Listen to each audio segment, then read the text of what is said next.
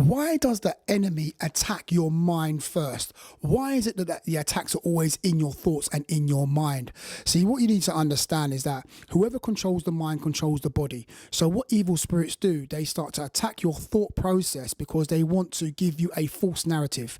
They want to give you a false understanding of things. They're trying to warp your perspective of God, warp your perspective of what's going on. So it becomes an evil mindset, because evil spirits know that if your narrative, what you live by, your morals that you live by, how you perceive things, how you perceive the spirit, how you perceive God, if demons can warp that, then it can start to get you to act in a uncharacteristic way. So people who are acting out, people who are acting strange, acting weird, acting evil, acting wicked, acting demonic, what's happened is that their mind has been overrun by evil thoughts, and now their thought process has been hijacked. Their mindset's been hijacked, and because their mind has been hijacked, they now start acting crazy. And that's what happens with believers as well. Believers act out of character. They're not acting spiritual. They're not acting godly. They're acting very negatively. But what's happened is that evil spirits have attacked their mind, sowed incorrect and evil thoughts in their mind, and now strongholds have now begun to appear, and now they're acting according to those strongholds. Their perception of God, their perception of things is very negative.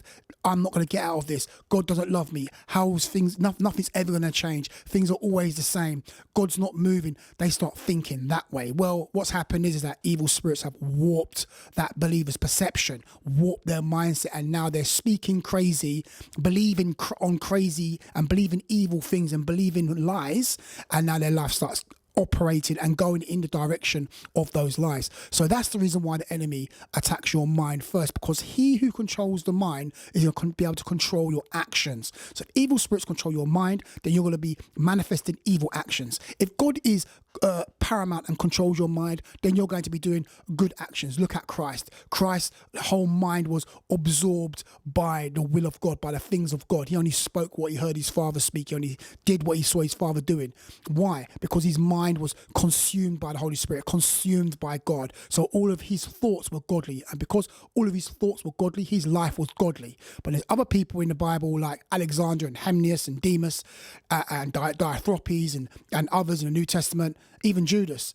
Their mind was not right. Their mind was evil, and they ended up doing evil and coming up against the Apostle Paul, coming up against the church, being false prophets, false teachers, and even betraying the Lord himself. So that's why the enemy always attacks your mind.